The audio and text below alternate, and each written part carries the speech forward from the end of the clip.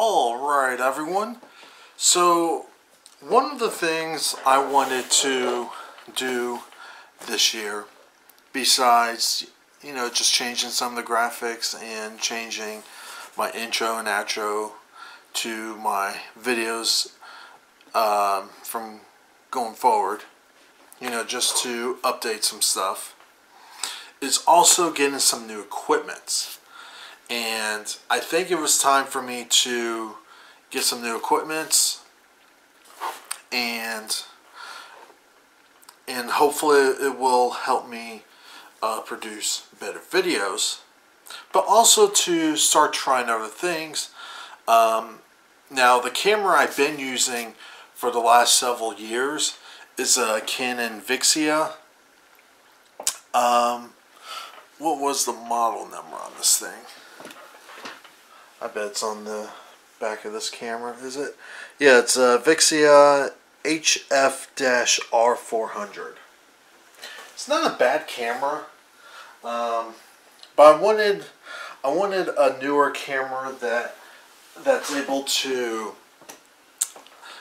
bring in more light, a bigger lens, so that it would bring in more light, and so that the videos will come out a little bit better. Not saying this is like a bad camera or anything. If you're actually starting out, these Canon camcorders are actually a really good start. And they're actually not too expensive. But I think it was time for me to upgrade, get some new equipment, new microphone, things like that. And most of the stuff that I upgraded is all in this bag here. So let's go ahead and open this up, and I will show you what I got. Now, if you notice, it's actually quite a bit of stuff in here. This here is my new microphone. It's one of these Rode microphones. Crap, how you call these things? The Rode micro mic type thing. Anyway, it's a Rode microphone. It's the smaller version. And what I like about this, besides the construction being all metal, really nice microphone. And best of all, it doesn't use batteries. So I can literally just plug this into the camera. And I don't need an extra battery. It's much smaller. I've got this cover here. If I want to block out the wind noise, I can just throw this on here, and will help block out the wind noise and some other background noises too. If not, I can just use it without. And I've been testing this out. I've been tweaking the settings on my camera, and this actually does a really nice job. So this is one of the things I upgraded. The next thing is I got one of these things. This is a battery powered field monitor. Yes, an actual field monitor. So one of the things I run into with the camera I got is it doesn't have a fold out viewfinder like my Canon video camera does. But also, I wanted one that was much larger. I can set everything up, and basically it will help me to put stuff more in line. One of the things I run into, even with just using the my older video camera, is that if I'm actually doing stuff, I'm not really paying attention to the camera. I'm more paying attention to what I'm seeing on here. And by having essentially an external monitor, I can basically place this, because it does have these screws that I can screw this into a secondary tripod.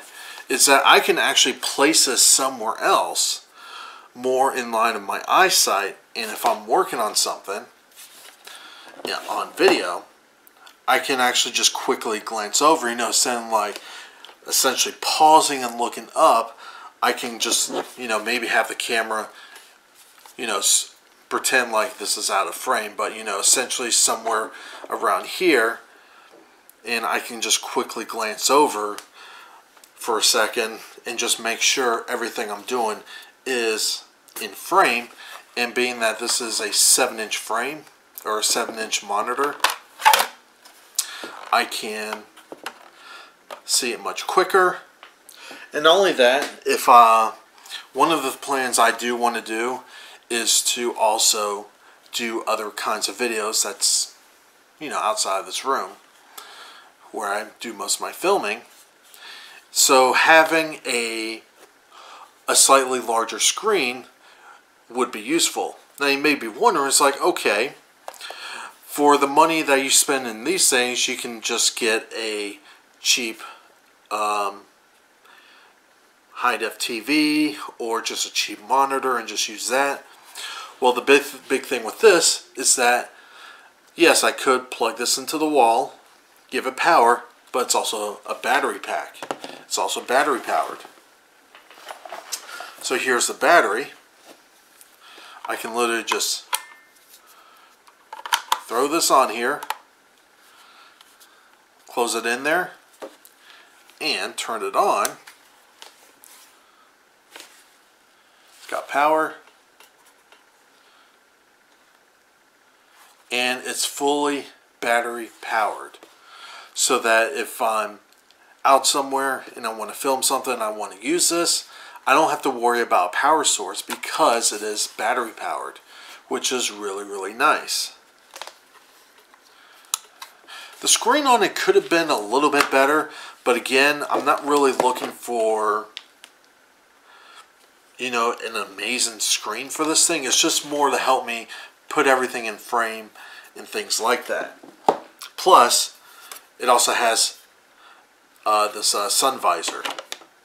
So if I am out and about filming something, I can literally just have this on here, and if I'm outdoors, I don't have to worry about the sun, having glares on the screen because of this sun visor, which is pretty cool. Besides that, a couple of chargers. This charger goes with this thing here. And you probably already know what brand this is. But let me go ahead and grab the lens for this. And the main attraction is this camera I got. Now this is a refurbished camera that I found on Amazon. But for the price, the performance, and for the capabilities this thing does, this was actually a really good price. I got this for about $300, $350, somewhere in that price range. Can't remember the exact dollar figure, but it was under $350. And it does pretty much everything I want it to do. It has a built-in, how do you call this thing? Basically this built-in holder, so that, and by the way, this monitor does actually came with one of those holders, so I could theoretically attach it on here if I wanted to. But I primarily use it for the microphone. So I can just slide this in, tie this down just to lock it in place, and then take the microphone input, throw it on there, and it's all concealed.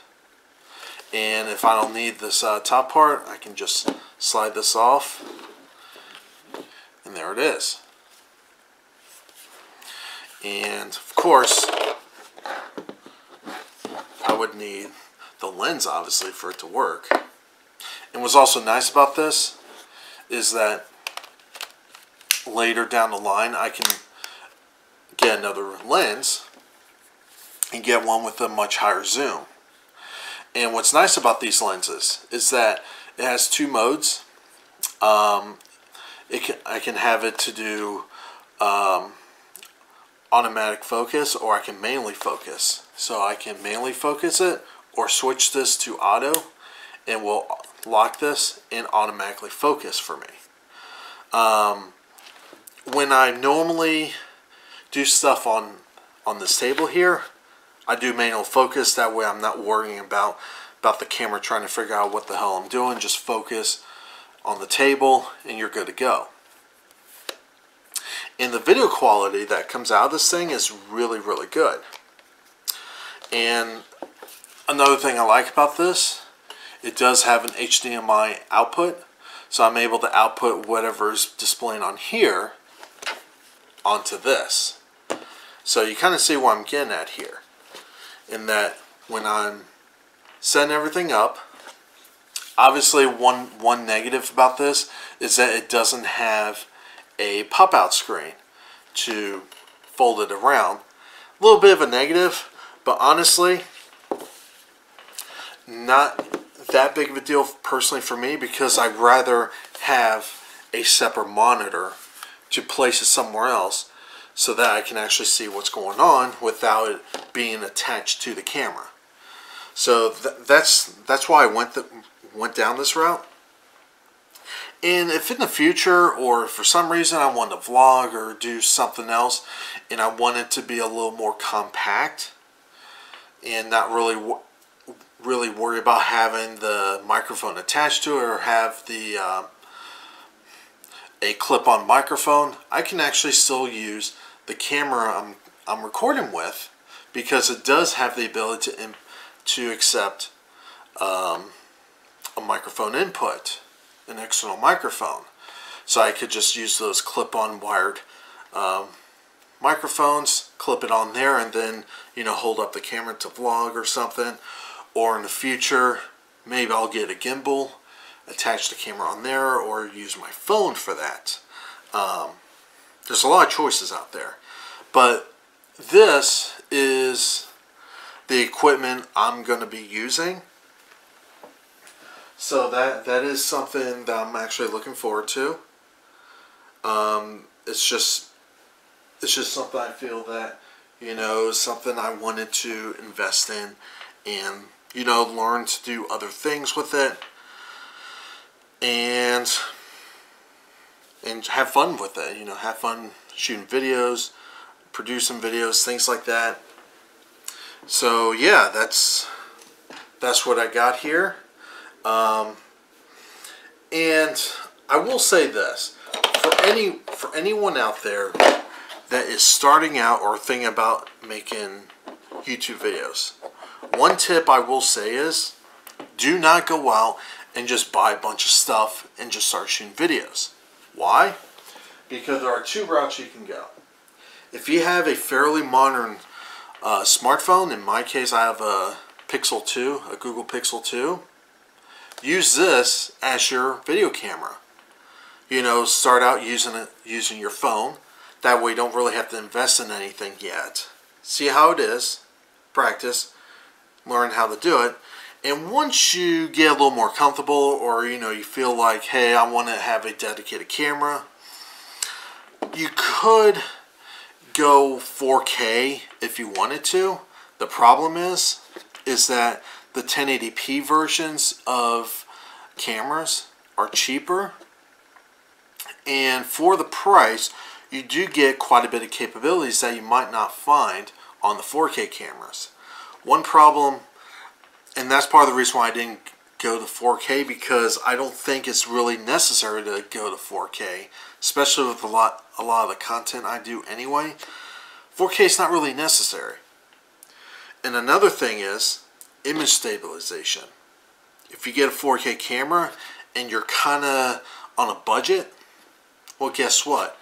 That's one of the things most cameras skimp on, is the image stabilization, because it might advertise image stabilization, but not necessarily for the 4K option. For 1080p maybe, but not necessarily for 4K. So that is something you have to keep in mind. Also, is like this camera, like I said before, I paid under $350 for this. It's not chump change, but it's not exactly expensive either. for the quality you're getting out of one of these things. And the nice thing about going this route, for example, is that if you are dedicated to a brand of camera, you can start out with a kit, keep the lenses, because guess what? A lot of times what they do, like with Nikon for example, they would upgrade the body but still use the same lenses. The lenses are the most expensive part of the camera. So if you get some really high-end lenses for the camera, those you can keep using, you just change the body. And a lot of professional YouTubers, that's actually the route they tend to go, because they can always upgrade the body but still use the lenses. That's a little money saver right there. But one thing about this particular lens though is that this is not really meant for extreme zoom or close-ups, unless you know you're kind of like having the camera physically closer. But that's part of the reason why I'm still keeping my Canon video cameras, because it does have a really good zoom function on it. So if in the future, or if there's a video I want to shoot and I want to zoom in from somewhere that I'm far away from but I can't physically get closer, I have this Canon camera for. But yeah, this is the equipment I'm going to be using. It's going to take a little bit longer to set up, but I think at the end of the day it's going to be well worth it. And if in the future, you know, I get a gimbal, that is something I've been looking into, is getting a gimbal. But I'm not necessarily certain if I want to get a gimbal for attaching a camera like this onto it, or get the kind that is more designed for using your cell phone, because the cameras on these things now are getting so good. The biggest limitation is the zoom, and also you still need quite a bit of light to get some really good videos off of these things. So that is something to keep in mind. Because let's just face it, you got that little tiny little lens versus all that. So you got all this light coming in here versus all the light coming into that little dot. Well, guess what? You don't need as much light to get good pictures out of this camera versus one of these. And when I say one of these, I'm not specifically talking about the Pixel 2. I'm also including the iPhones, the Samsungs, you know, basically a lot of the flagship phones out there. I'm including all of them. And not only that, that is one thing I don't like about this phone, is, you know, lack of a headphone jack. But I do have the dongle that plugs into the USB-C port. So if I want to connect a external microphone, I could.